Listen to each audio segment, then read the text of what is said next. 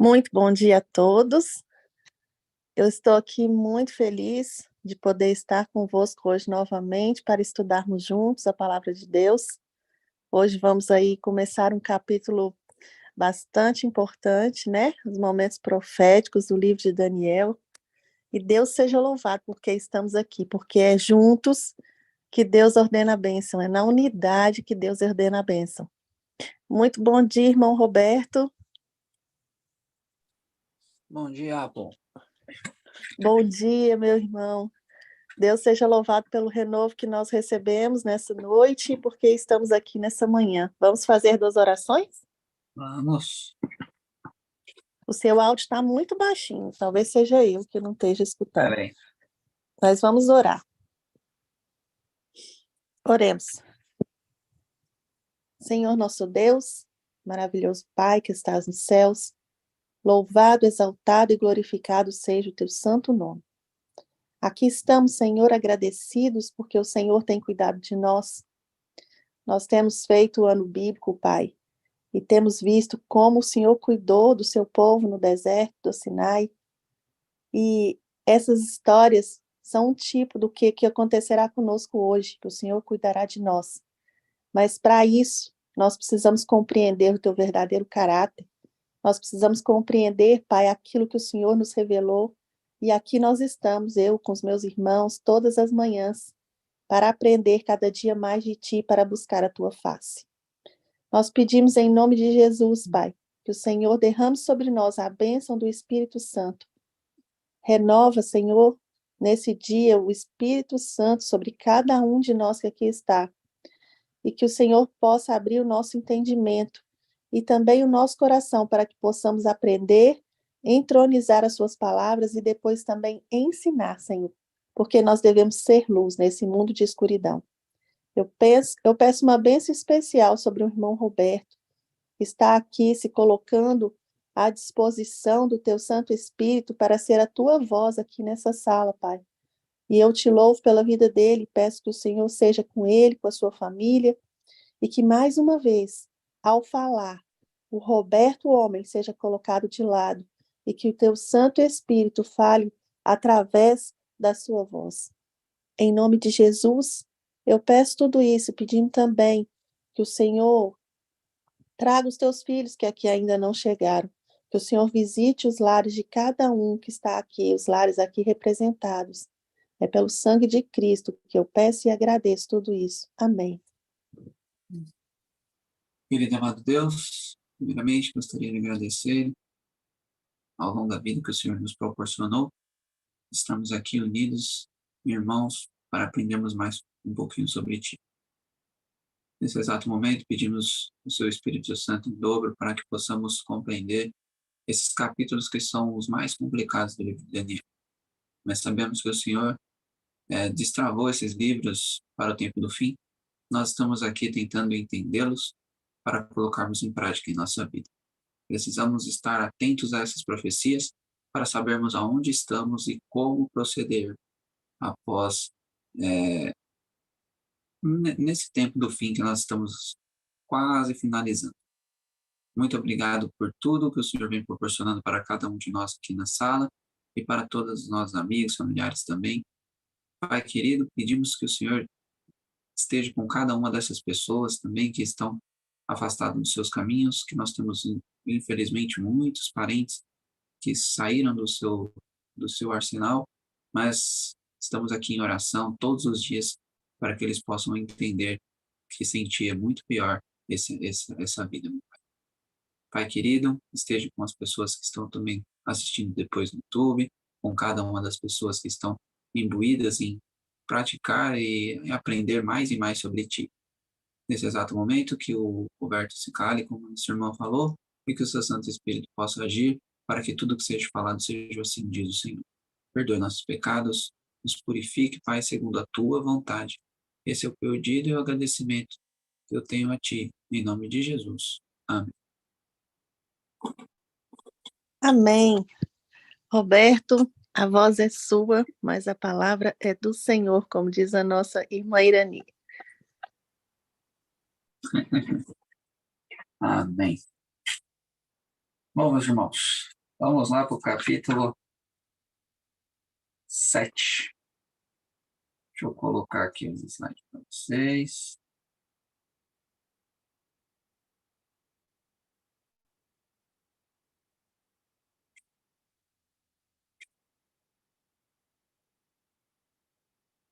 Vamos ver aqui que está carregando.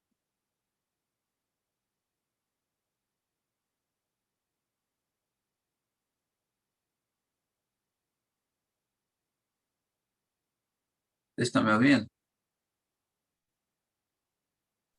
Sim, estamos ouvindo bem.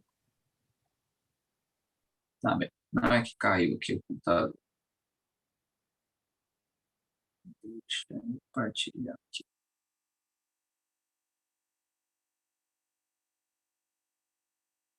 Aí. Oremos, que dê tudo certo. Bom, o título de hoje eu coloquei Feras, Juízo e Vitória. Nós temos algumas coisas importantes nesse capítulo que nós precisamos estar bem atentos. Uma delas é entendermos aí que temos alguns animais estranhos que aparecem no capítulo. Também temos uma visão de um juízo e também temos a vitória que nós teremos, que vai ser o fechamento de hoje. Talvez, depois, vamos ver o que vai acontecer, mas talvez essa mensagem tenha que ser em duas partes. Mas vamos indo, conforme o tempo fosse chegando muito próximo das 6 horas, nós vamos finalizar e aí nós continuamos amanhã, tá bom? Vamos lá. Deixa eu dar uma olhada. Só um minutinho, meus irmãos.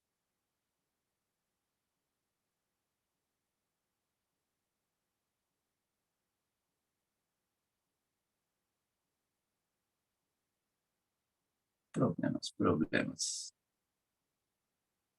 Acho que foi. Vamos lá. Bom, primeiro nós vamos ver aqui uma estrutura que é muito importante para nós, tá? Então, a estrutura do capítulo 7 é essa aqui. Nós vamos ter uma visão, tá? Do 1 ao 14. Nessa visão, e depois nós temos uma interpretação que começa do 15 até o 26. Tá bem? Essa visão é dividida em duas partes: animais até o verso 9, e o juízo começa ali até o 8, né? Do 9 ao 14 é a visão do juízo. Depois, na interpretação, nós temos uma geral, vocês vão entender, até o 18, e da 19 até o 26 está falando sobre a besta, né? A quarta besta e o chifre pequeno, que é o sintoma novo aqui, tá bom? O geral, vocês vão ver que tem uma relação importante com o Daniel 2. Então, Daniel 2, tá? E Daniel 7 tem uma ligação muito grande, tá bom? Então, nós vamos ir devagar para nós conseguirmos cronometrar ambos. Pelo jeito aqui tá internet está complicado. Caiu aí o slide, né? Sim, Roberto. Eu vou tentar mais uma vez. Qualquer coisa, se der algum problema, nós cantamos uma música e eu vou lá para mais perto do muro. Vamos lá. Vamos avançar. Daniel 7, a partir do verso 1. Vamos começar a estudando e nós vamos falando com vocês conforme a gente for passando os textos. Diz o seguinte: no primeiro ano de Belsazar, rei da Babilônia, Daniel teve um sonho e visões de sua cabeça sobre a sua cama. Então ele escreveu o sonho e contou o resumo dos assuntos. Daniel falou e disse: eu vi em minha visão à noite, e eis que os 4 ventos do céu irrompiam sobre o grande mar. Bom, vamos lá. Primeiro ano de Belsazar, isso aqui aconteceu em meados de 553, tá? Então a queda seria 539, tá bom? Então, 553 a.C. foi quando Daniel teve essa visão. Quando aparece coisas sobre cantos e águas, como o grande mar esse ventos, que também são os 4 cantos da terra, né, que são muito falados na Bíblia, que são os pontos cardeais, né, o nosso norte, sul, leste, oeste, quer dizer que a mensagem é universal, tá? Então, esse é o primeiro ponto que a gente precisa considerar. Quando Daniel está falando dessa visão, ele está querendo dizer que é uma mensagem universal para todo mundo. Vai se ocorrer para todos, tá bem? Agora vamos entender aqui um pouquinho o que seria esses ventos, o que seria esse mar, usando a nossa própria Bíblia, tá bem? A própria Bíblia responde. Vamos lá. Jeremias 49:36 diz que sobre Elão trarei eu os 4 ventos dos 4 cantos do céu, e espalharei em direção a todos esses ventos. E não haverá nação onde os exilados de Elão não chegarão. Jeremias 51, assim diz o Senhor: Eis que eu levantarei contra a Babilônia e contra aqueles que habitam no meio daqueles que se levantam contra mim, um vento destruidor. Tem outros textos também, meus, como tem outros textos como Jeremias 49, 19 e 22, que nós vamos ler já já. Tem alguns outros textos mostrando que ventos significam guerras, tá bem? Então, são guerras. E nós temos também águas. Águas ali, mar, sempre eles vão, em profecia, tá, meus irmãos? Aqui em profecia vão significar isso.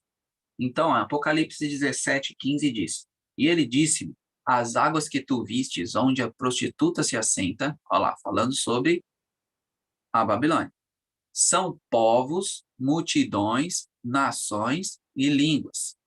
A Isaías 17:12, e ai da multidão de muitos povos, que fazem um barulho semelhante ao bramido dos mares, e para a investida rápida das nações, que fazem um ataque rápido, semelhante ao ímpeto de poderosas águas, tá bem?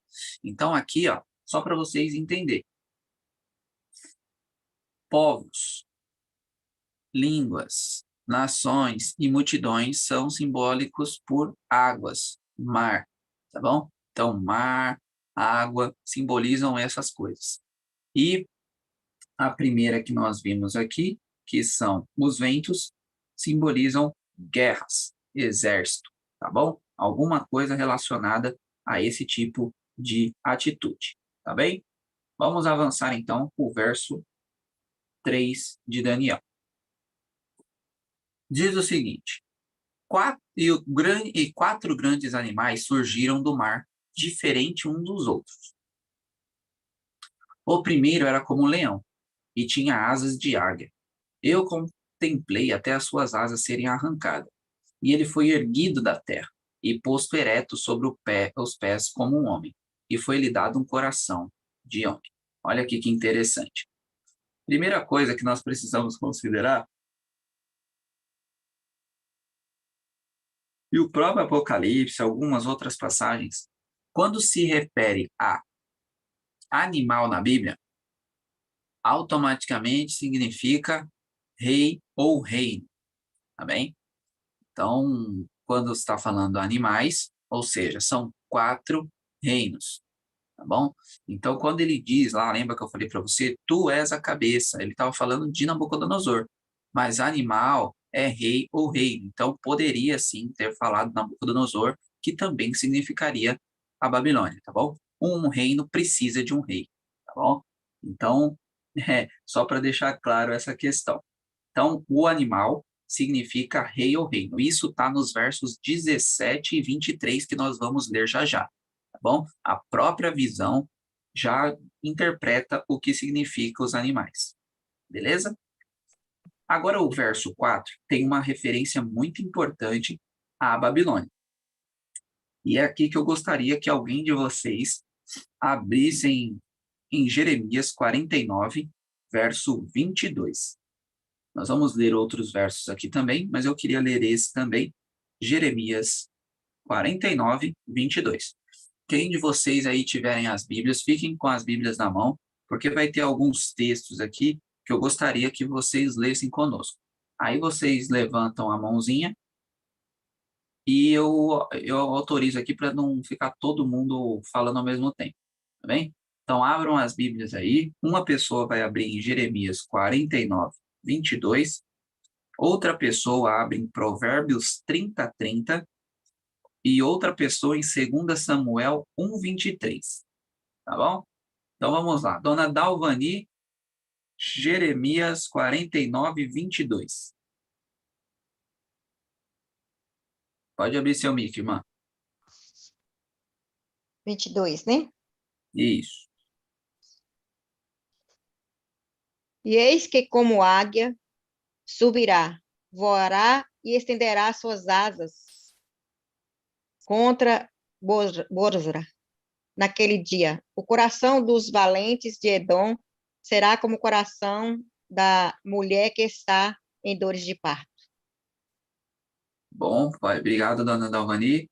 Aqui o ponto é a gente identificar que esse animal, a águia, ela é muito veloz, tá? Ela é um animal que é muito rápido, certo? É como se você vê um leão sozinho, ele já é rápido. Agora, um leão com asas, ele é muito mais rápido, certo? E nós vimos ali que Nabucodonosor, com pouco tempo ali, rapidamente, ele já começou o seu domínio ali. Ele, quando foi, ele já destruiu a Síria, já caiu para Judá, depois já foi no Egito, colocou Neco no seu lugar. Você pode ver que ele começa muito rápido e ele começa a fazer o Império Neobabilônico de uma maneira muito forte e, e rápida, certo? Então, nós vamos ver alguma outra referência sobre o leão agora lá em Provérbios 30, 30. Acho que o irmão Walter está com o mic ligado. Pode ler para nós, meu irmão.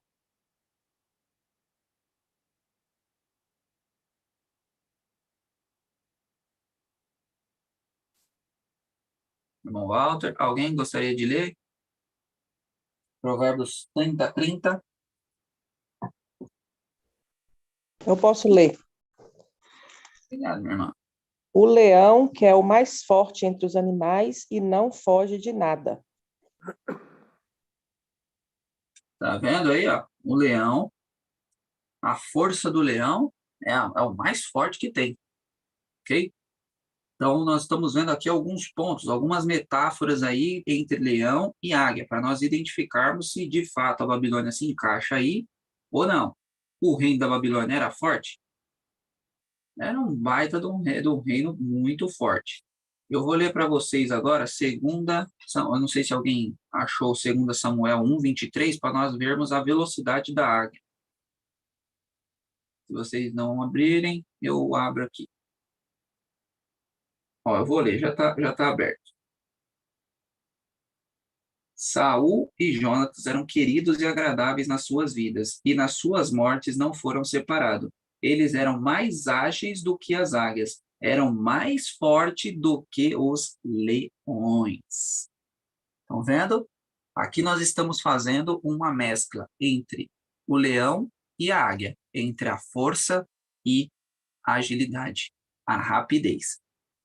E nós vemos que isso aqui se enquadra muito bem com o texto que eu gostaria de vocês vissem na tela agora, que é falando sobre exatamente a Babilônia, tá bom? Antes eu mostrei alguns outros textos para vocês verem que nós temos muito portfólio para falar o que a gente está falando, porque muitas pessoas não acreditam, né, no que nós vamos falar aqui, tá? Os preteristas, os futuristas, eles não acreditam nessas coisas. É 2 Samuel 1, 23, irmã. Fala sobre Jonatas e Davi, que eram fortes como o leão, mais fortes que o leão e mais rápido que a águia. Então, nós vemos aqui que temos um portfólio grande sobre textos. Eu estou mostrando para vocês porque a gente não está com pressa, tá bem? Então, vamos bem devagar, entendendo aqui. Se a gente conseguir entender os animais hoje e um pouco do chifre ali, já ajudou. Amanhã, qualquer coisa, a gente vê sobre o juízo e finaliza alguma coisa sobre o chifre. Então, vamos lá. Jeremias 4:7 diz: O leão surgiu do seu bosque, e o destruidor dos gentios está no seu caminho. Ele saiu de seu lugar para fazer a sua terra desolada, e suas cidades serão devastadas sem um habitante. E Ezequiel 17, 3 e 12 fala justamente sobre a Babilônia sendo a águia. Assim diz o Senhor Deus, uma grande águia com grandes asas compridas e cheia de penas, que tinha diversas cores, veio ao Líbano e levou o mais alto do galho do cedro. Diz agora a casa rebelde, não sabeis o que estas coisas significam? Diz-lhes, eis que o rei da Babilônia chegou a Jerusalém, e tomou o seu rei e os seus príncipes, e os conduziu consigo para a Babilônia. Estão compreendendo, meus irmãos? A Babilônia é a águia, a Babilônia é o leão, ou seja, a Babilônia é o leão alado. Tá bem? O leão alado, o primeiro animal que nós estamos vendo aqui, já nos mostra isso. Nós vamos ler isso nas interpretações, tá? O próprio livro já interpreta essas questões, mas eu quero que vocês vejam em outras partes da Bíblia, para que vocês tenham um portfólio. Na hora de vocês conseguirem dialogar com alguém, vocês vão mostrar os textos bíblicos e vão ver que eles se encaixam perfeitamente. Outro capítulo importante para vocês lerem inteiro depois é o capítulo 49 de Jeremias, tá bom? Vai falar só sobre o leão alado. Bom, vamos avançar então. Nós estamos aqui, nós paramos nessa parte, no nosso contexto histórico, tá? Quando a Babilônia está ali grande, a Medo-Pérsia começa a ficar grande também. Nós temos a Lídia, temos o Egito. E eu falei para vocês, né, nós acabamos de ver que o leão alado é a Babilônia, tá bem? Esse daqui, irmãos, é um... essa foto foi tirada em Israel. E por incrível que pareça, olha como é interessante, né? Nós temos um leão e embaixo um homem. Ou seja, o leão, ele já era algo que a Babilônia gostava, tá? As paredes da Babilônia, elas tinham leões, tá? Então Deus usou uma linguagem, como eu disse para vocês. Deus sempre usa a linguagem da pessoa, para ela entender. Então, como a Babilônia já era de leões, né? Eles gostavam de leão, Deus usou o leão para representá-los. Assim como eles gostavam muito de ouro, eles tinham muito ouro, Deus usou a cabeça de ouro para representá-los. Antes de nós avançarmos, deixa eu dar uma voltadinha aqui, porque é importante isso aqui que a gente vai falar, porque vocês precisam entender todas as nuances do capítulo. Então, já decodificamos um leão com asas, né, de águia, ou seja, um leão alado, e ele sabe que é a Babilônia. Essas asas seriam arrancadas, ou seja, esse leão já ficaria mais fraco. Isso acontece, meus irmãos, quando Nabucodonosor morre. A Babilônia começa a enfraquecer, tá bem? Então, ele já vai começando. E por que nós estamos falando de Nabucodonosor? Quem é o homem que teve o coração de animal? Nabucodonosor. E quem é o animal que tem o coração de homem? Você vê que é o inverso? Um animal sem o seu instinto, ele não é ninguém. Se um animal perde o seu instinto, ele vira um gatinho. Então, um leão que perde o seu instinto, ele vira um gatinho. Ou seja, um leão que tem um coração de homem é porque ele está fraco. Assim como Nabucodonosor com o coração de animal, também ficou fraco. Posto ereto como um homem. Então, essas questões está falando sobre um homem. E vocês viram ali na imagem que tem um homem embaixo de um leão. Estão vendo? É muito interessante ver como que as coisas acontecem. Lá em Israel tem aquela estátua, e nela tem um homem e em cima um leão, ok? Então, nós vemos um leão que ele está enfraquecido porque tem uma mente humana, assim como foi o inverso lá no capítulo 4 de Daniel.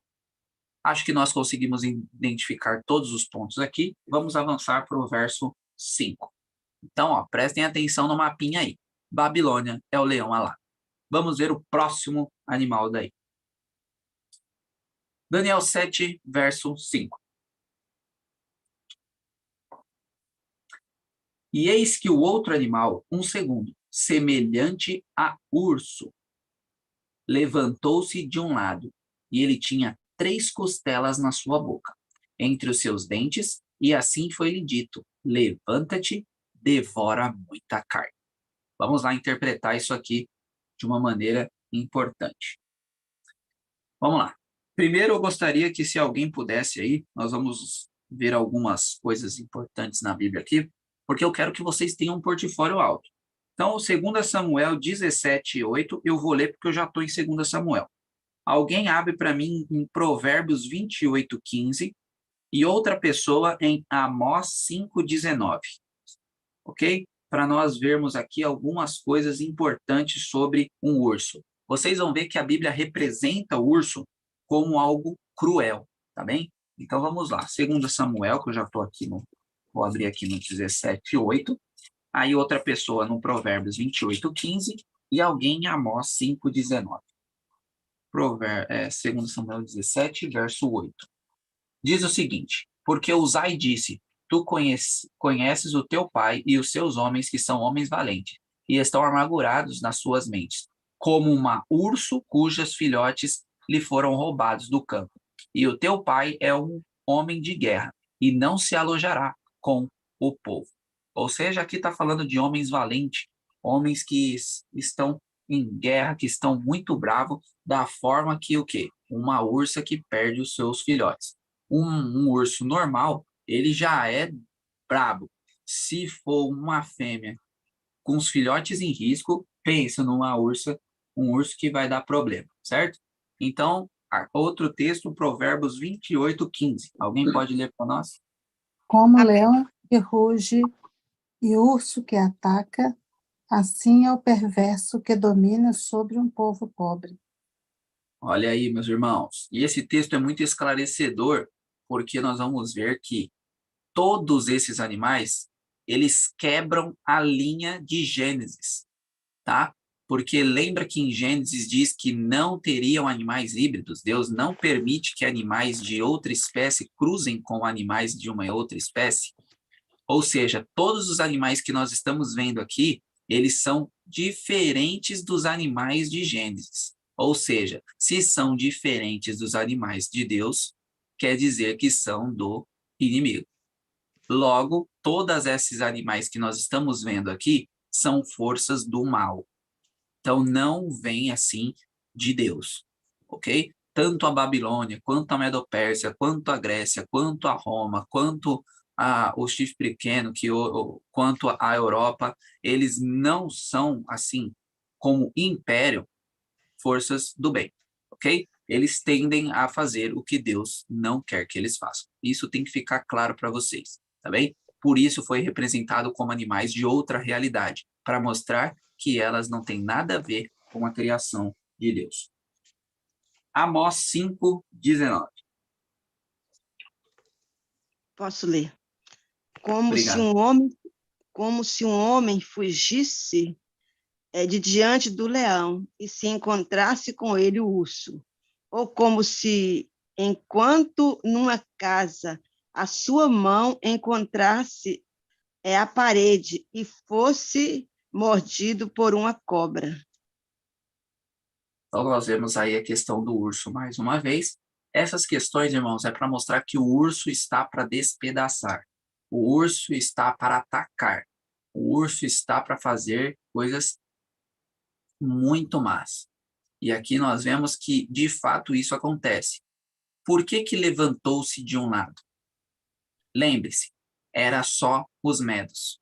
A Pérsia era vassala dos medos em meados de 650 a.C., ok? Lembra que Ciáxares ajunta com Nabopolassar?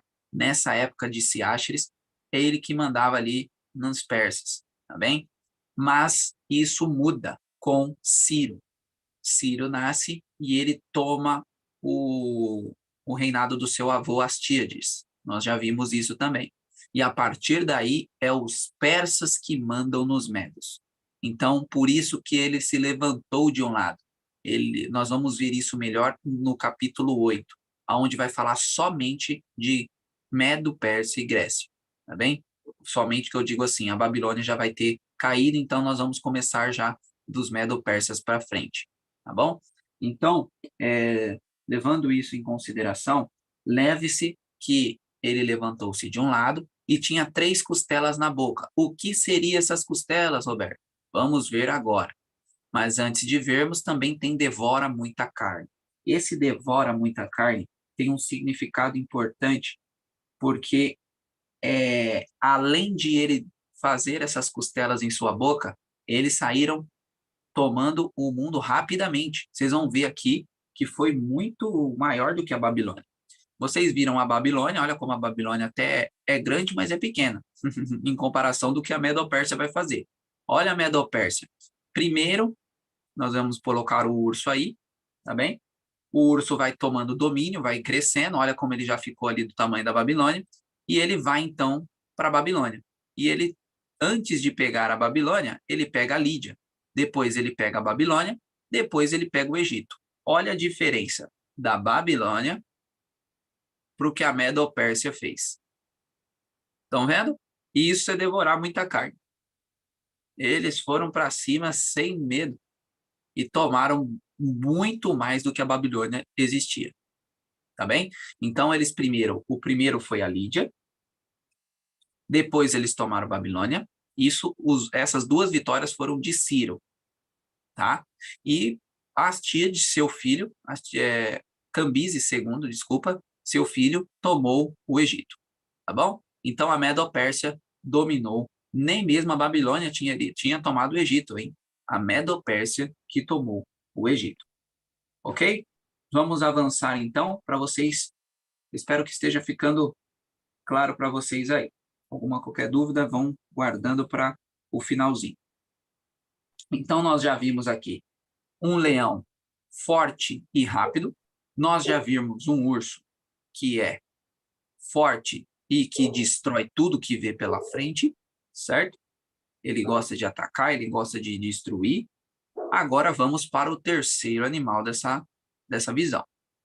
Depois disso contemplei, e eis que um outro, como um leopardo, o qual tinha sobre suas costas 4 asas de uma ave, animal também tinha 4 cabeças, e o domínio lhe foi concedido. Aqui nós temos coisas muito importantes. Nós vamos se alongar um pouquinho aqui. O leopardo, como a gente já decodificou que a Babilônia é o primeiro animal, tem que seguir a linha do capítulo 2. Então, se o animal, o leão, é a cabeça, o urso é a prata lá, o abdômen, né? Os braços de prata. Se o ventre lá é de bronze, teria que ser o terceiro animal. E logo nós chegamos em Grécia. Só que vocês precisam entender que Grécia foi muito tempo mais à frente. Esse império era conhecido como o Império Macedônio. Então, era a Macedônia, tá bem? Então, lembre-se que era Filipe da Macedônia, Alexandre o Grande da Macedônia, tá ok? Então, essa Macedônia era mais falada e depois, sim, a Grécia ficou forte, grande e até hoje existe a Grécia aí. Também tem a Macedônia, um pouquinho mais acima da Grécia, mas o território todo ali são deles. Vamos lá. O leopardo já é rápido. Se você coloca 4 asas no leopardo, aí fica quase que imbatível, ok? Então, o leopardo já é um dos animais mais rápidos que temos, que nós conhecemos hoje. Se você coloca 4 asas nele, é muita coisa. E o que aconteceu? Nós vamos entender, nós vamos falar sobre Alexandre o Grande no capítulo 8, tá? Então, nós vamos ter um tempo bem grande aqui para que vocês possam entender a história de Alexandre o Grande. Dando um spoiler, ele conseguiu em menos de 10 anos tomar o mundo todo. Ok? Ele já não tinha o que fazer. Tem uma citação de um dos livros da história que diz que Alexandre o Grande chegou nas margens ali da Índia, da China, né? Desculpa, dali da China, e ele chorou porque ele não tinha o que conquistar. Isso em pouco menos de 10 anos. Tá? Então, é essa rapidez que a Bíblia está dizendo. Ele foi rápido demais. Ele já tomou a Medo-Pérsia, ele foi no Egito. Alexandre o Grande foi alguém assim que, olha, foi muito rápido. E quando você vê 4 cabeças, nós vamos ver aqui também que está falando sobre os 4 generais, porque Alexandre o Grande morre cedo, na própria Babilônia. Tá? E ninguém sabe o porquê até hoje. Ninguém tem um ponto para bater no martelo. O ponto é que ele morreu e 4 generais de Alexandre o Grande mataram toda a sua família e ficaram no lugar. Então, essas 4 cabeças representam os 4 generais. Alexandre é o leopardo. Isso precisa ficar claro também. Ok? Então, Alexandre simboliza o leopardo, com 4 asas. As cabeças são os 4 generais, que foi o que aconteceu quando Alexandre morreu. Tá bom? Vamos, um outro ponto que é muito importante é esse domínio.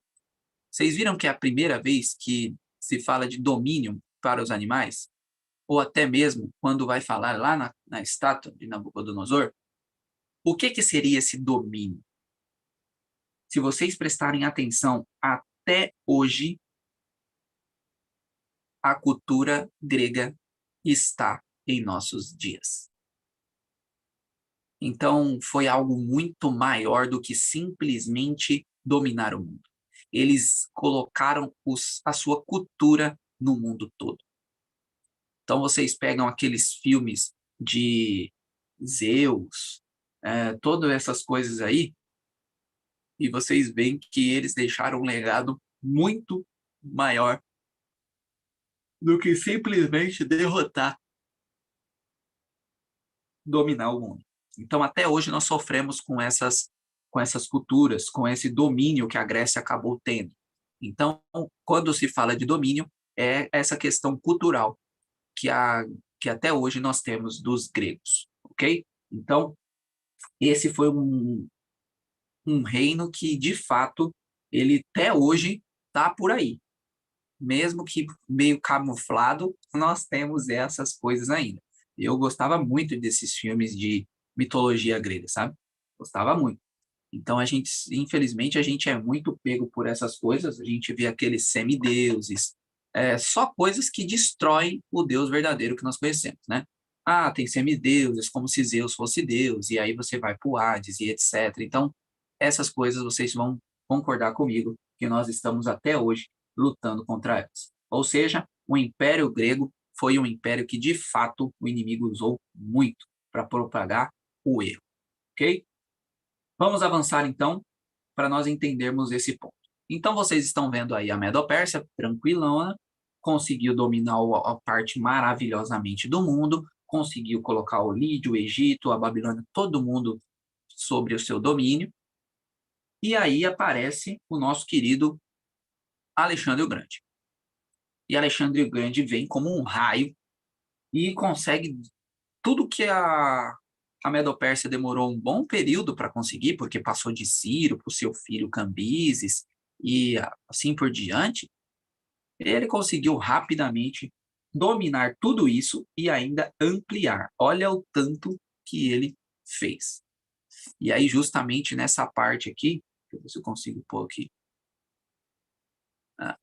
E justamente nessa parte aqui, que ele já não conseguia mais ver nada que ele conseguisse tomar, ele chora. Porque ele queria tomar mais coisa. Eita, rapaz, que gostava de uma luta, hein? E aí a Grécia vem e faz isso aí que vocês estão vendo. Vocês estão vendo como aumentou e muito o que o Império Medo-Pérsia tinha? E aí, o que acontece? Esse Império Grego-Macedônio, ele acaba sendo dividido quando morre Alexandre o Grande. Então, Cassandro, Lisímaco, Seleuco e Ptolomeu. Tá bom? Eles ficam com essas regiões que vocês estão vendo. Nós vamos ver que Cassandro e Lisímaco não tiveram resistência contra o Seleuco e o Ptolomeu e acabaram sendo dizimados rápido e ficando só Seleuco e Ptolomeu, que é o rei do sul e o rei do norte. E nós vamos ver isso lá no capítulo 11. Tá bom? Para sabermos um pouco sobre o leopardo, abram as Bíblias aí, alguém, em Abacuque 1:8. Tá bom? Abacuque 1:8. não temos muitas referências de leopardo, mas temos esse aí de Abacuque, que vai nos ajudar. Abacuque 1, verso 8. Quando alguém achar, leia para nós. Então, nós estamos vendo aqui outra coisa importante. Pode ler, minha irmã. Os seus cavalos são mais ligeiros do que os leopardos, mais ferozes do que os lobos. Ao anoitecer, são os seus cavaleiros que se espalham por toda parte. Sim, os seus cavaleiros chegam de longe, voam como a águia que se precipita a devorar. Ok? Ali é para ver que vocês têm uma relação, que ali tinha uns cavalos que eram mais rápidos do que o leopardo. Opa, então esses cavalos era de outro planeta mesmo. A questão é que o leopardo, ele é muito rápido. Então, colocando 4 asas nele, ficaria muito mais rápido ainda. O terceiro reino é o único ao qual o domínio é oferecido especificamente, tá bem? Então, nenhum outro teve essas palavras de domínio, ok? Então, é muito importante isso. Então, só relembrando para vocês. O leão teve um coração de homem. O urso recebe a ordem de devorar muita carne. E o leopardo recebe o domínio, que é a autoridade para governar. Estão compreendendo? Até o momento é isso que nós temos. Como eu falei para vocês, abram rapidamente para mim em Gênesis 1, 28 e outra pessoa em Jeremias 27, 5 a 7. Só para nós vermos aqui uma coisa que é muito importante. Abram aí Gênesis 1, 28, Jeremias 27, de 5 a 7.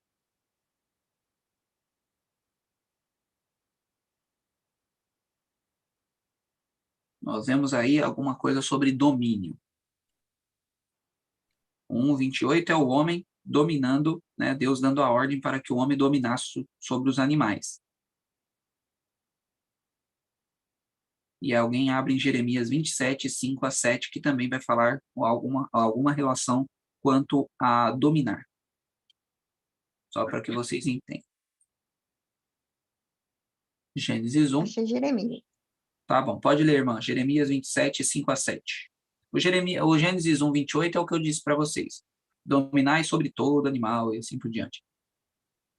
Jeremias 28 ou 27? 27, 5 a 7. Eu fiz a terra, o homem e os animais que estão sobre a face da terra, como o meu grande poder e com o meu braço estendido. E os dou àquele a quem for justo.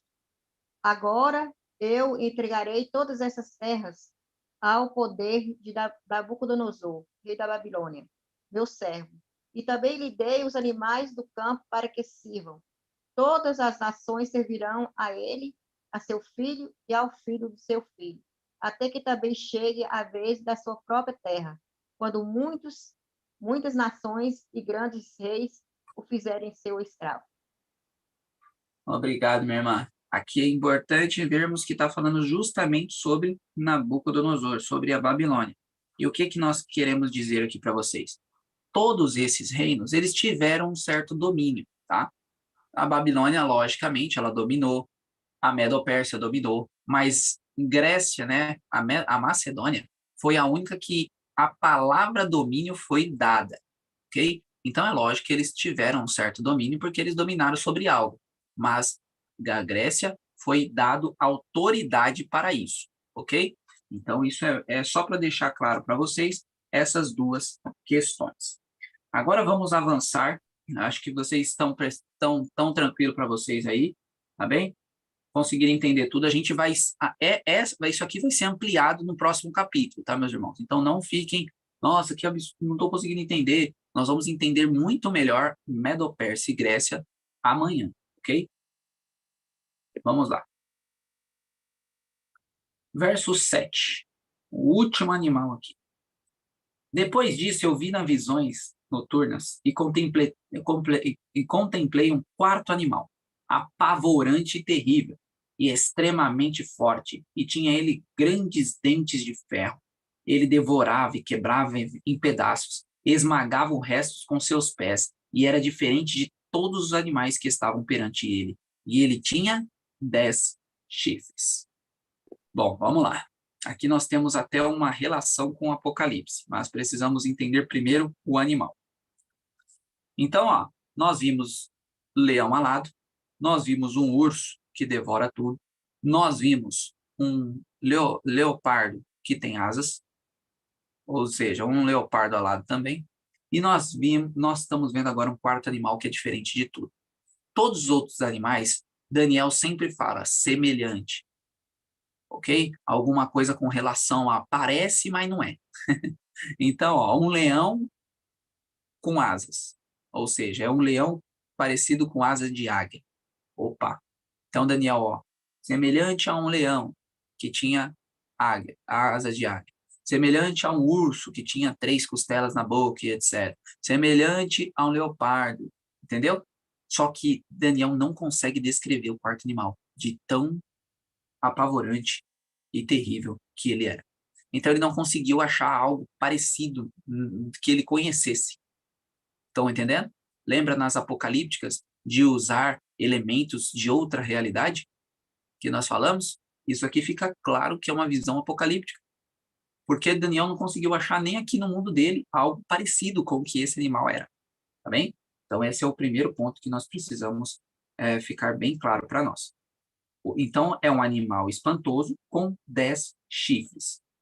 Agora nós temos no Apocalipse um animal que tem 7 cabeças. Um animal que tem 7 cabeças. Vocês já pararam para pensar nisso? Olha a relação que legal. Leão, quantas cabeças o leão tem? Leão tem uma cabeça. Quantas cabeças tem o urso? O urso tem uma cabeça. 1 mais 1, 2. Quantas cabeças tem o leopardo? 4. 4 mais 2, 6. Quantas cabeças tem um animal espantoso? Uma. Certo? Uma cabeça, quarto animal, dá 7. Igual lá no Apocalipse.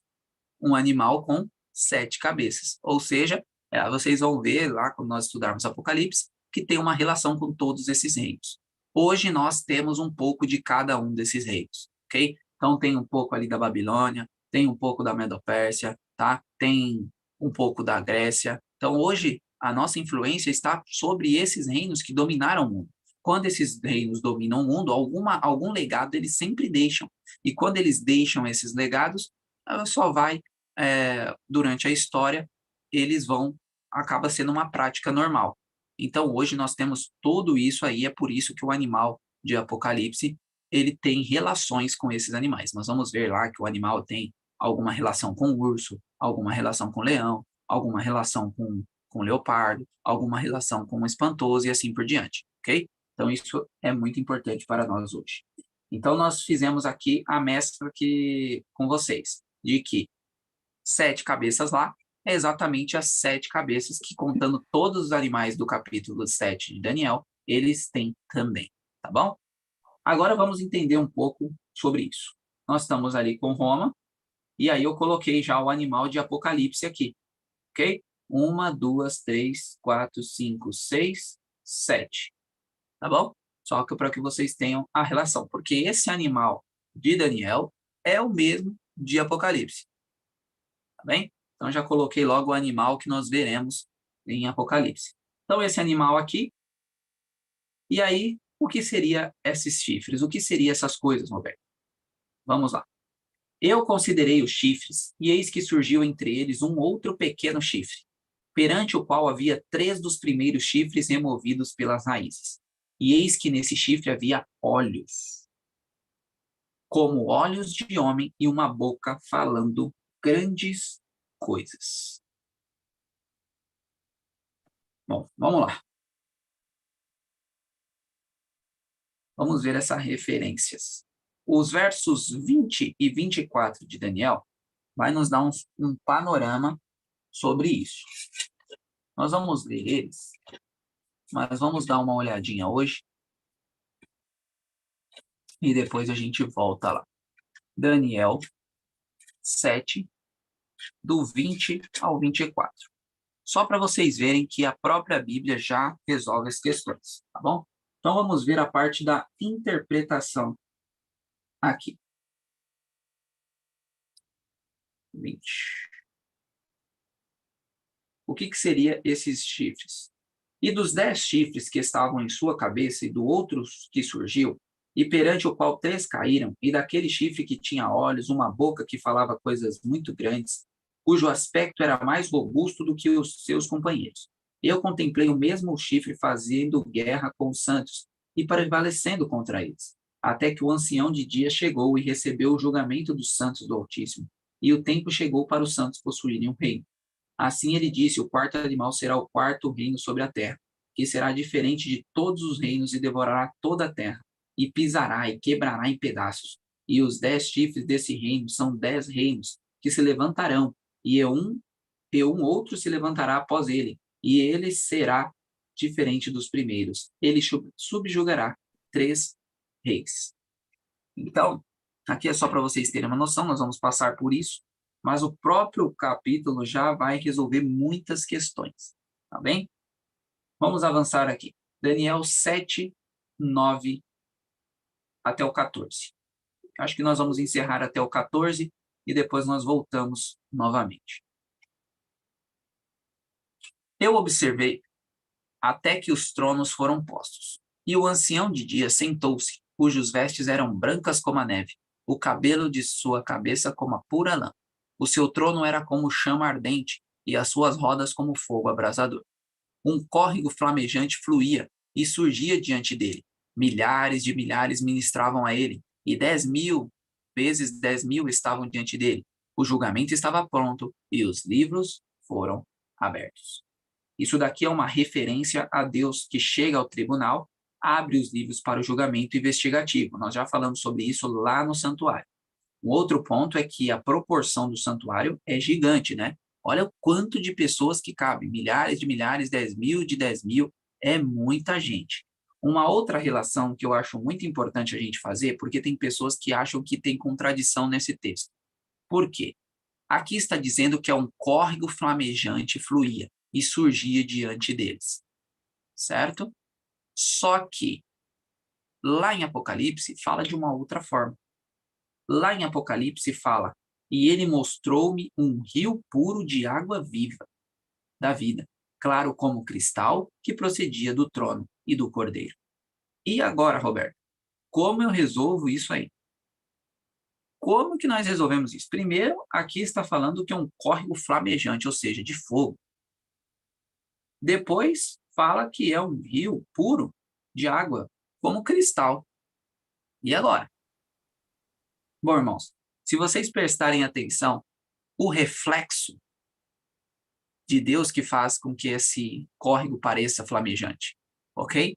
Então, o fato é que a água é de fato cristalina, né? Cristal, água pura. Só que o reflexo de Deus faz parecer a Daniel algo que sai a fogo.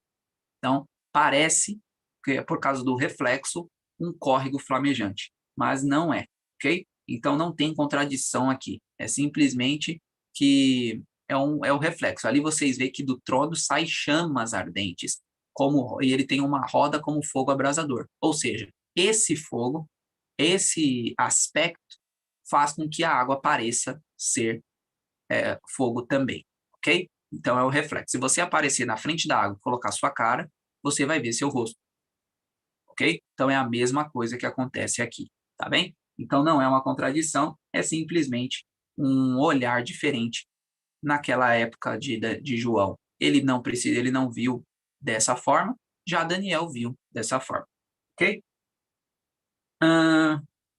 Agora vamos para um ponto aqui muito importante. Primeiro que o juízo é presidido pelo Pai. Jesus só vai presidir juízo depois. Hoje ele não é o juiz é o Pai, ok? Então Jesus está fazendo ali o seu processo de investigação e o Pai ali está fazendo esse processo de juízo, tá bem? Voltando aqui, só para nós entendermos até o ponto, eu acredito que nós vamos encerrar por aqui agora e nós vamos continuar amanhã a segunda parte. Então, Babilônia é o leão alado. Medo-Pérsia é o urso com um lado, maior, ok? Com 3 costelas na boca que devora muita carne.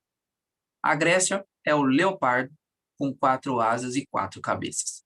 Roma é o animal espantoso, que esse animal espantoso, ele também já está junto com a Europa. Nós vamos ver ali o que acontece. Roma, né? Acontece Roma, só que os pés têm o quê? Ferro e barro. Então o ferro continua, tá bem? É o barro que é introduzido nos pés, tá bem? Então a mesma coisa, o animal continua, só que é um chifre que é introduzido juntamente. Agora um outro ponto que é importante para nós, que vai deixar nós mais claro. Nós temos ouro, nós temos prata, nós temos bronze, nós temos ferro. Todos o quê? Metais. O barro é metal? O barro não é metal. Então, o barro é a única coisa que difere do que nós estávamos vendo, certo? Isso na estátua. Agora nós temos um leão, nós temos um urso, nós temos um leopardo e nós temos um animal espantoso. Todos são animais? Todos são animais. O que difere dele? O chifre. O chifre não é um animal. Por mais que ele nasça em animais, ele não é um animal. Ok? Então, vocês veem a relação que tem os 2 capítulos? Da mesma forma que são só metais e introduz um elemento estranho, aqui são só animais e introduz um elemento estranho. Ok? Então, isso vai ficar dessa forma, também para vocês entenderem. Então, a Babilônia ali até 539, a Medo-Pérsia até 331, a Grécia até 168, Roma até 476, e depois vem o Império de Europa, que nós vamos ver o que aconteceu com eles. Mas eu acho que nós vamos finalizar aqui, que já estamos com 6:10, e amanhã nós vamos ver, então, a questão tem uma relação em Daniel 7, 11 e 12, que nós precisamos eliminar, tá? Porque aqui fala sobre um animal que morre, mas aí os outros ficam vivos, nós precisamos entender isso, e aí eu vou explicar para vocês. Nós vamos ver as tribos bárbaras, esses 10 chifres, esses 10 dedos, ok? Nós vamos ver quem são e por que são, e que chifres foram arrancados. Vamos ver o que o chifre pequeno fez, e nós vamos finalizar com isso amanhã, tá bem? E aí, na sexta-feira, nós vamos iniciar o capítulo 8. E aí nós vamos entender melhor sobre Medo-Pérsia e Grécia, tá bom? Bom, meus irmãos, a minha ideia era terminar tudo, mas nós vamos alongar muito se eu terminar tudo. O ponto é que nós precisamos confiar em Deus. Bem? Deus está sob o controle de tudo. Ele está sob o controle da estátua, ele está sob o controle dos animais. Ninguém está tomando aqui nada se Deus não permitir que isso aconteça. Eu acho que esse é o maior exemplo, a parte importante de nós entendermos hoje. A parte mais importante do capítulo 7 é o juízo, tá? Se vocês prestarem atenção na parte do quiasmo, eu vou colocar aqui para que vocês vejam, eu não vou conseguir pôr na tela, mas a estrutura do livro, tá? Ela vai de animais, tá bom? É a exposição da visão.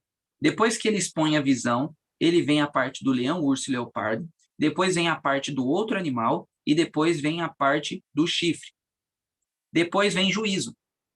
E aí lembra do quiasma que eu falei para vocês, que a primeira linha fecha com a última, a segunda fecha com a penúltima, a terceira fecha com a antepenúltima e assim por diante?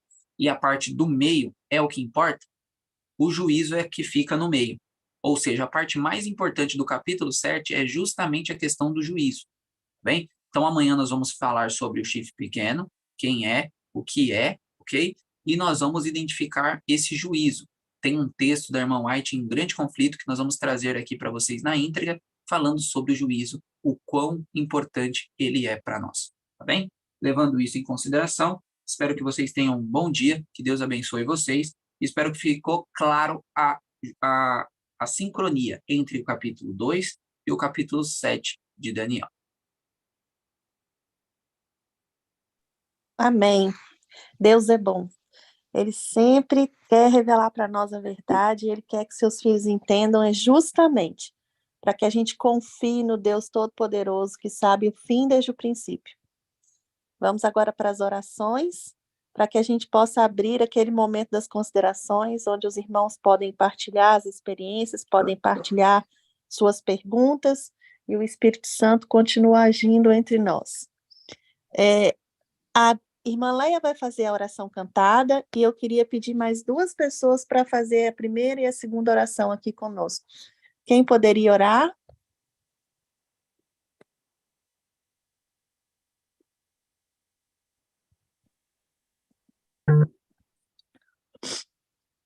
Amém. Obrigada. Amém. Eu não consigo ver. Miriam Eu não- Natália. Irmã Miriam. Espera aí, só um minutinho. A irmã Miriam vai fazer a segunda oração. A primeira oração está aqui, o iPhone, mas eu não consigo ver o nome. Por favor, me ajudem aí. Quem... Eu acho que é a Thelma. se eu não me É engano. porque o meu... É. Irmã Thelma? Sim. Sim, bom dia, querida, obrigada. Então, a irmã Thelma vai fazer a primeira oração, a irmã Miriam vai fazer a segunda oração, e a irmã Leia vai fazer a oração cantada. Oremos então. Oremos. Deus, amado Pai, muito obrigado, Senhor Deus, por nos acordar para estudar a Tua palavra. Estamos aqui, Senhor Deus, de joelhos dobrados, diante da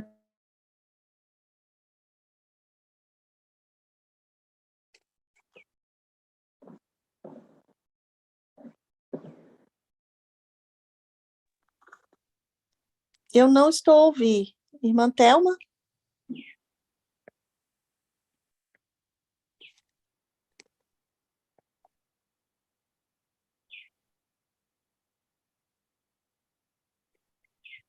Vocês estão ouvindo?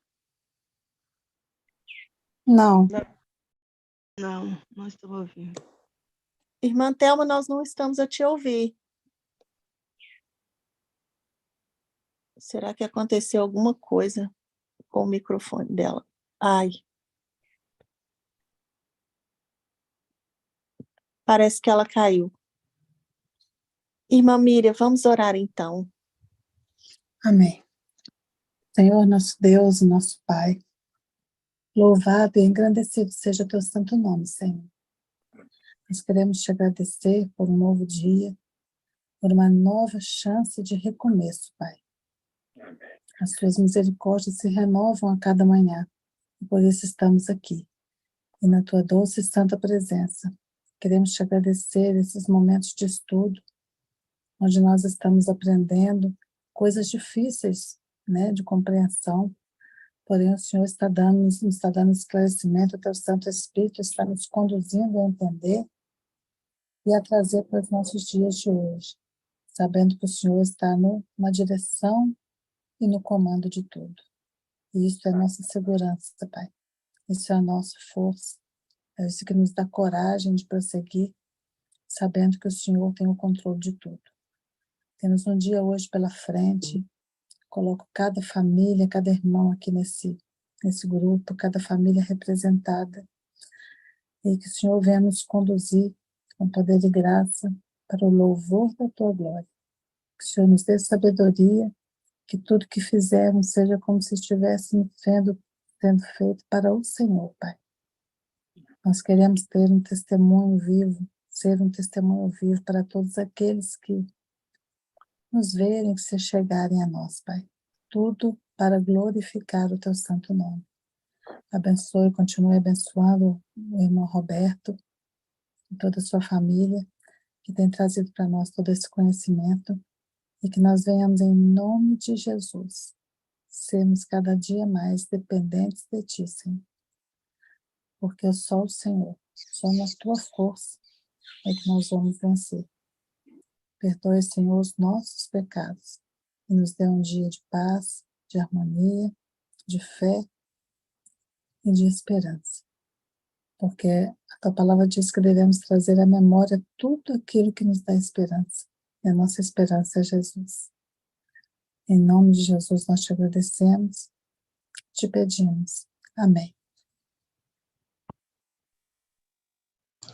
Servo, és forte, tens o meu poder. A minha palavra é a força do teu viver. Servo, levanta-te, toma posição. Te dou estrutura, coluna, te faço ser. Vence a ti mesmo, vence o mundo, vence o mal. E serás coluna, mas ser tu leal. Ó, levanta-te e resplandece, eis vem surgindo a tua luz. Ó, vence pelo nome de Jesus. Vence a ti mesmo, vence o mundo, vence o mal, e serás coluna, mas ser tu leal. Ó, levanta-te e resplandece, eis vem surgindo a tua luz. Ó, vence pelo nome de Jesus. Glória ao Senhor, que Ele é a nossa força. Amém. Louvado seja o nosso Deus. Agora chegou aquele momento que nós podemos partilhar o nosso testemunho, perguntas, e o que o Espírito Santo falou ao nosso coração essa manhã. Quem gostaria de falar, pode levantar sua mãozinha, abrir seu microfone e partilhar conosco.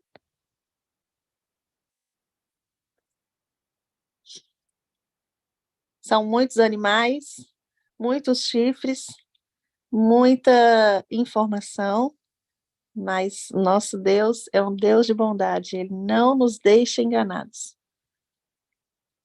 Eu louvo ao Senhor.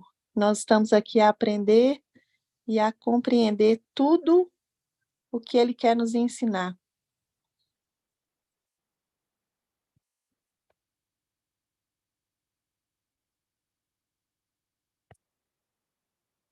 Acho que estamos todos a pensar, Roberto.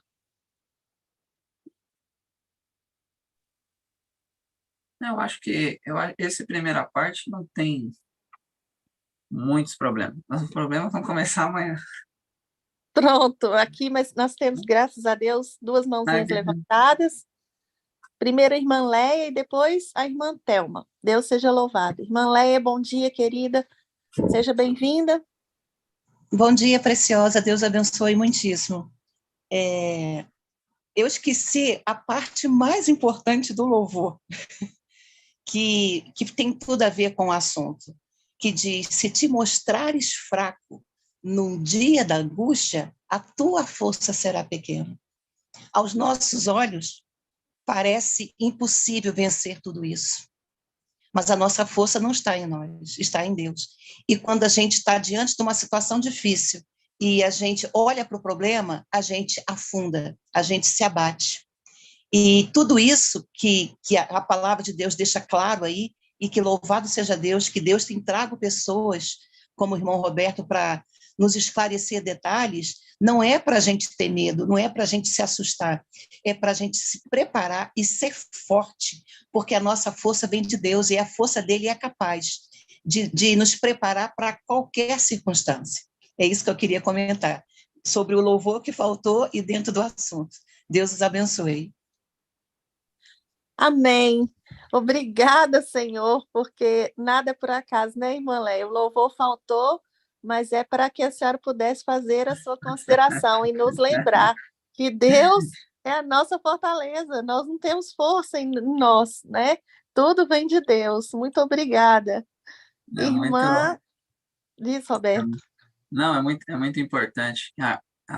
Eu estava conversando com uma pessoa ontem, à noite.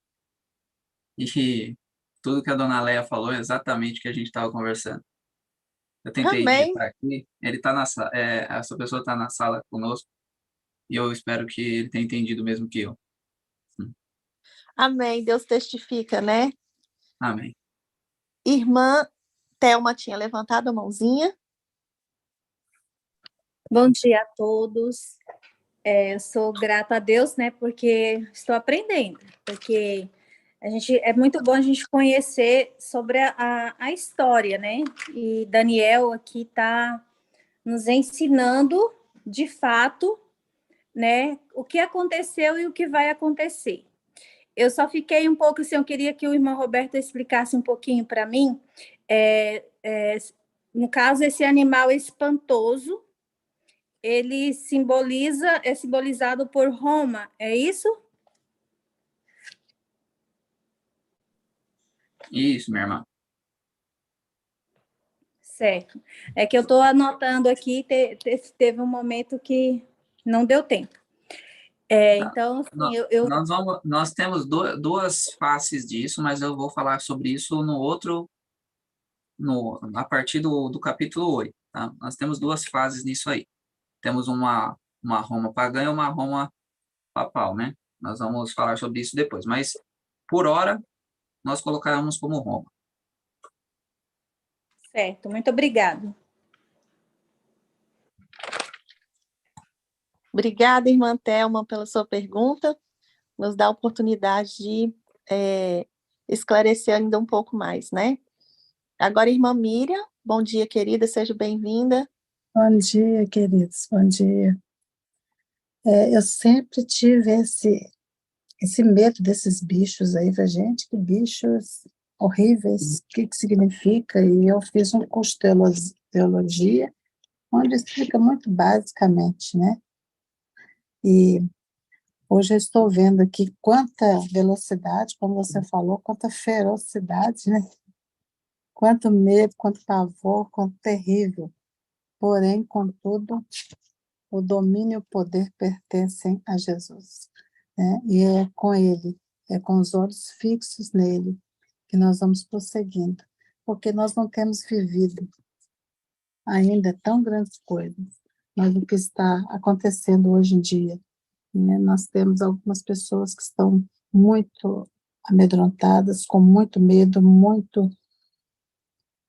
com muito pavor, né? E ainda nem começou, né? Nós estamos ainda no iniciozinho, e por isso nós temos que manter a nossa fé, meus irmãos. Nós temos que manter o conhecimento, sim, para esclarecimento a outros, como nós estamos sendo esclarecidos aqui pelo irmão Roberto, né? E esse conhecimento, a gente nos ajudar a ajudar também a outras pessoas e a compreender o processo, né, da história nos nossos dias atuais. Então, o que eu quero deixar hoje aqui, nas minhas considerações, é que nós não devemos temer. Nós temos essa palavra temer para um dia, né, de cada um dia do ano. Não temas. Então, o domínio e o poder pertencem a Jesus. E nós estaremos com Ele na vitória. Porque fé é a vitória. Amém? Amém. Um bom dia abençoado para todos. Amém. O que a dona Miriam falou é de fato algo verdadeiro.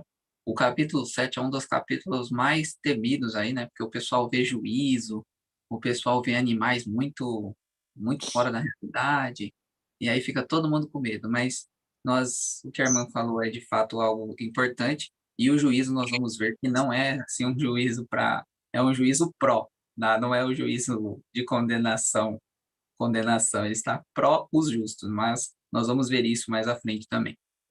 Uma vez, Roberto, eu vi uma mensagem, né, a SESI falou que quando a gente ouve a palavra juízo, a gente tem medo, porque o que a gente conhece sobre o juiz é o juiz terreno, é o homem que julga para condenar, né, e dar uma sentença. Só que o juiz, na Bíblia, é o libertador. O livro de Juízes fala isso, né? Então, quando a gente ouve falar de juízo na Bíblia, a gente tem que ter em mente que não é o juiz que condena, mas é aquele que vem para libertar o povo de Deus. Né? A figura do juiz é o libertador. Então, quando Jesus vem fazer o seu juízo, é para nossa libertação, porque pior do que está, não pode mais ficar. Então, nós, como a irmã Miriam bem falou, nós temos que nos alegrar, né?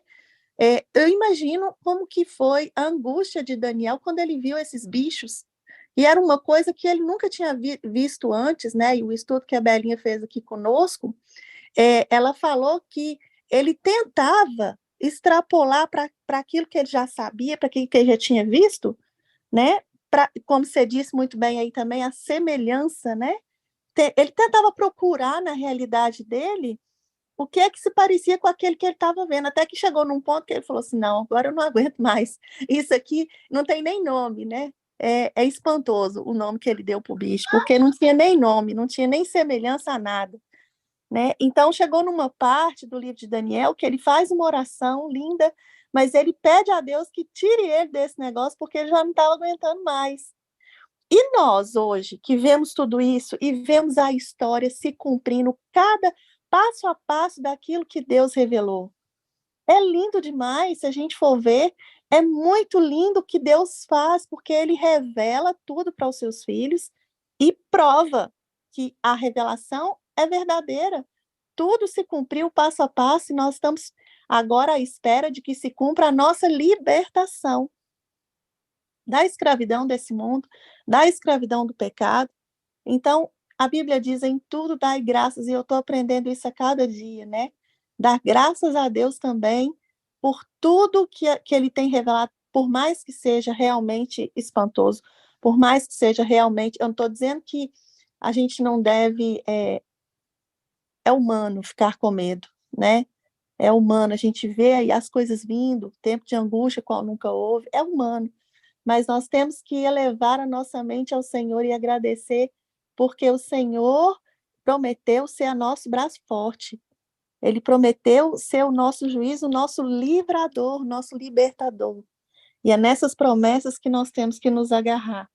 Muito obrigada, irmã Miriam, muito obrigada pela sua consideração. Antes que tenha aqui ainda a irmã Terezinha, que ela já baixou a mãozinha. Você quer falar alguma coisa, Roberto? Não, irmã.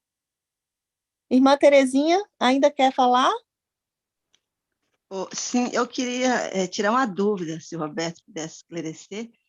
Porque quando nós estudamos no capítulo 5, falou sobre a mão misteriosa de Belsazar, né? E ontem a gente estudou o capítulo 6, que foi o reinado de Dário, né? A Daniel na cova dos leões. E hoje né, a gente estudou o capítulo 7, a visão. Eu queria, assim, fiquei em dúvida, quando Daniel teve essa visão do capítulo 7, foi antes de ter passado pela experiência de Dário, no capítulo 6, onde foi jogado na cova dos leões, ou foi depois? Foi antes, irmã. Bem antes. Ó, primeiro veio Belsazar, tá? Em 553. Isso aqui que nós estamos vendo com vocês é 553. Depois, a queda que aconteceu do capítulo 5 foi 539, ou seja, foi uns 15 anos depois, tá? Dessa visão. E depois disso vem Dario. Então, o 6 e o 5 estão cronológicos, vamos dizer assim, tá batendo certinho. Já o 7 é como se ele fosse, pela lógica, ele deveria ser antes do 5. Entendi, Tá bom? obrigado. Tá bom, O livro de obrigado. Daniel não está cronológico, tá? Ele é datado, tá? Todos os capítulos, quando é proféticos ali, eles têm as datas bonitinho para você conferir, mas ele não está cronológico, tá? Colocado certinho, ponto por ponto. Deixaram tirando o capítulo 2, os capítulos apocalípticos estão por fim, tá? Então, somente o capítulo 2 ali, que é um capítulo que não ficou junto com a ordem dos apocalípticos. Ele ficou sozinho lá, o capítulo 2. Agora, do 7 em diante, a gente só vai ver coisas que vão acontecer nos nossos dias também.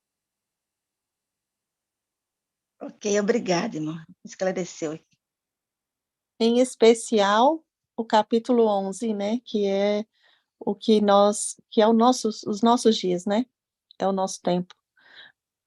Obrigada, irmã Terezinha, obrigada pela pergunta, porque nos ajudou a esclarecer isso, né? O livro de Daniel não está disposto em ordem cronológica dos acontecimentos. Muito obrigada. Mais alguém gostaria de fazer alguma pergunta ou de falar um testemunho?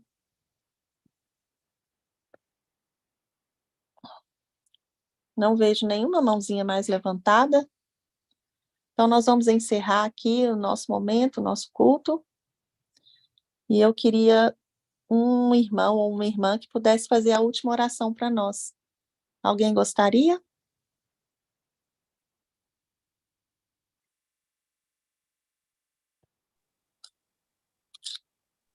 Eu posso fazer. Amém. Obrigada, irmã. Irmã Terezinha, vamos orar então. Sim. Maravilhoso Deus, eterno Pai, nós agradecemos ao Senhor, meu Deus, por esses momentos preciosos em que nós passamos aqui nessa sala, aprendendo, Pai, coisas difíceis, mas que sentimos o Teu poder, sentimos a presença do Teu Santo Espírito e estamos conseguindo entender e compreender essas profecias tão relevantes para essa história final.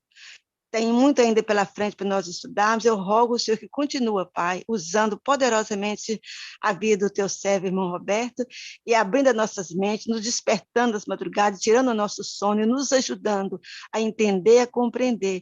E, acima de tudo, Pai, nos ajuda a viver em obediência, em santificação e em consagração cada dia ao Senhor, para que nós possamos, ó Pai, quando o Senhor manifestar nas nuvens dos céus, todos nós que estamos fazendo parte desse estudo, possamos estar de pé na tua presença, preparado para entrar no teu reino eterno. Dai-nos hoje um dia na tua presença, abençoa cada lar representado e cada família. Toma em tuas mãos e nos abençoa. É o que eu te peço, Paizinho eterno, e te agradeço por tudo, em nome de Jesus. Amém. Meus irmãos, eu desejo a todos um bom dia. E eu espero vocês aqui amanhã para a gente continuar estudando. Vamos seguir em frente, que Deus vai revelando para nós o seu caráter. E a nossa fé vai aumentando a cada dia, para que nós possamos estar firmes nos assim diz o Senhor. Um abraço para todos e até amanhã. Um abraço. Até amanhã. Até amanhã.